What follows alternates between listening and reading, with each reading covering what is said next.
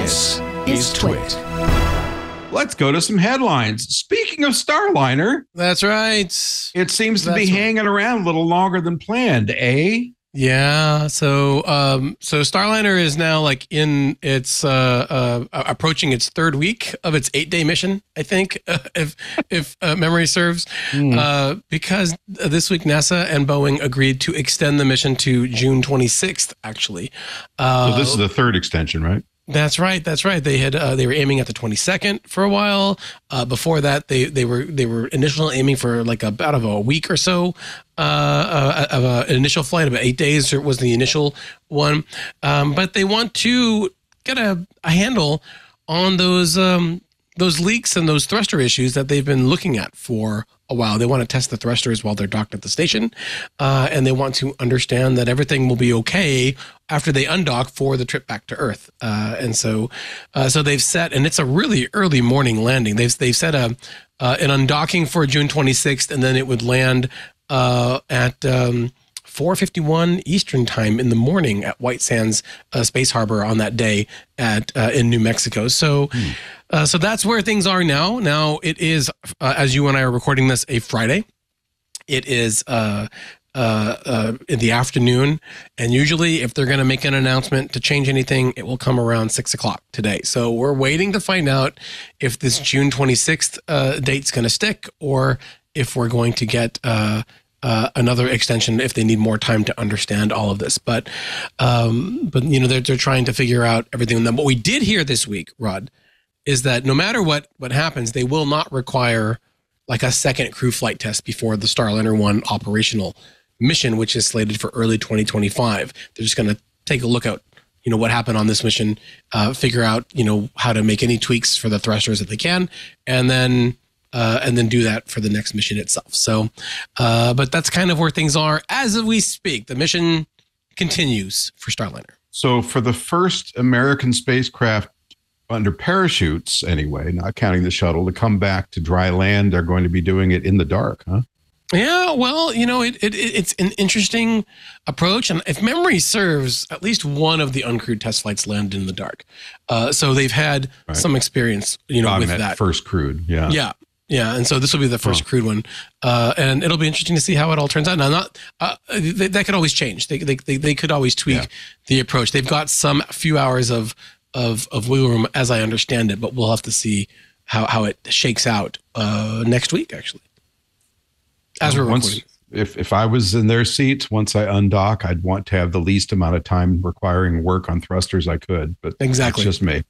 All right, next up, go Rocket Lab. Yeah. Electron launch happened today. 50th launch of the rocket, which, you know, we're just a few years into this era, well, decade of reusable rockets, but that's remarkable.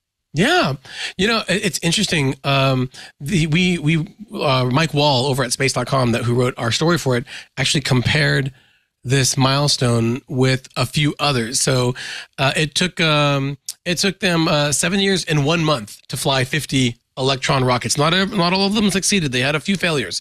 But SpaceX launched 50 Falcon 9s in 7 years and 9 months. So it took them a few more months than Rocket Lab. And United Launch Alliance took 10 years, just under 10 years, to fly 50 Atlas V rockets. And the European Space Agency, not European Space Agency, Ariane Space took 11 years and 9 months to launch. You're going to say has not yet. No, okay. to launch 50 Ariane 5 rockets. So they are the new kids, but they are the faster kids, and maybe that's because they've learned from everyone else's work and also more about their vehicle. But it is a really great achievement, and not only that, but they have also started recovering their boosters to make it more affordable. They're starting a new rocket, a larger rocket called Neutron, which I'm excited about because they are going to launch it into space from Virginia, Wallops Island, 5 hours from my house. So I look forward to going and see that thing launch in person, just as I have for Rocket Lab. They do launch them from NASA's Wallops Flight Facility there as well. Not as much recently, but they want to do one a month from there, at least eventually when they scale up. Oh, that's cool. And we should note that SpaceX is well over. They must be into close to what, 315, 20 launches now? 20? So I mean, I'm pretty sure they've flown more than 50 launches this year alone. So yeah. No, they have. I think they're at like 60 now, right? or something. Yeah. Yeah. They launched like 2 this week already. 3. By the way, the West Coast launch just the other day was one of the best ever. I unfortunately did not see it from the boat where I've got a clear view of the West. I had to see it from the condo. So there are a lot of trees in the way. But you could see the thing slowly arc up, and you actually could see the fairings separate. Mm-hmm. You could see it stage. You could say every stage of the flight. What I could not see was the first stage burn back maneuver, but that was awfully cool. All right, yeah. And from the amazing and sublime to the absurd, which is your fixation on the moon. What? It's the summer solstice and the full strawberry moon. What the hell is that? Well, no. So I just thought it was fun. I mean, as you and I are recording it, it's the strawberry full moon. It's the first full moon of summer because the solstice, the summer, like what that marked the changing of the seasons was yesterday, the day before we recorded this episode. So we have a new season. So huzzah for orbital mechanics. And for everyone that's listening south of the equator, happy winter, I guess, right? And we have this first full moon, and we should all enjoy it. Go up and gaze at the moon lovingly, knowing that hopefully in 2 years, astronauts will be walking on its surface and cavorting as they do for all of perpetuity in the future. So is this a full strawberry wolf worm farm animal beef eating moon or something? I mean, so we called this one the strawberry solstice moon of June 2024. That's so that's and you could add summer in there if you want. Lyrical, yeah. So, okay. And it's funny because my daughter's old elementary school, which is a block from our house, has a strawberry festival every year around this time, and we just had it I think a week or 2 ago. So it's all very timely. And that was newsworthy in some way because it's a strawberry moon. Right? This is when they're in season. Okay. Go get your strawberries and then look at the moon and then tell us, how it looked. I want to know. All right. And finally, I wanted to add, as long as we're talking about headlines in the Futurist today. Oh yeah, I saw it. Is not my favorite publication. They're a little clickbaity, but the title of the article was "Tough Week.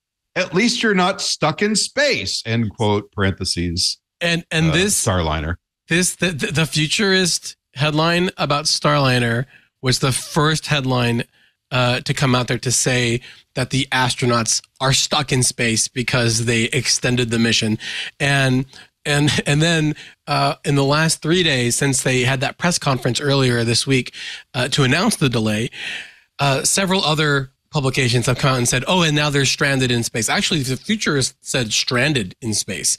And they've all said stuck now. And the TLDR is that NASA said, and Boeing in the press conference, that if push came to shove and there was an emergency on the space station, Sonny Williams and Butch Wilmore could get in that Starliner and just come home. So they're not stuck at all. Their mission is extended while they look at it. Stuck means your spacecraft doesn't work at all, and they are not at that point at all. So I was glad that you called that out because it is irresponsible as a headline, I feel, and that's my soapbox for the week. No, they have a lot of irresponsible headlines, and it's unfortunate because at first when I saw, they weren't even on my radar until about a year ago, and I thought it was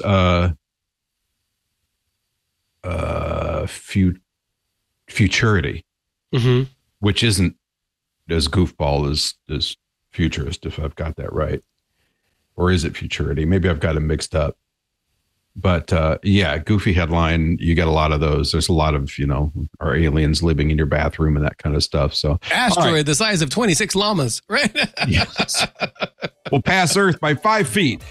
Hey, if you enjoyed this clip, be sure to check out This Week in Space. You can find us on your favorite podcast app or see the link in the description below. See you there.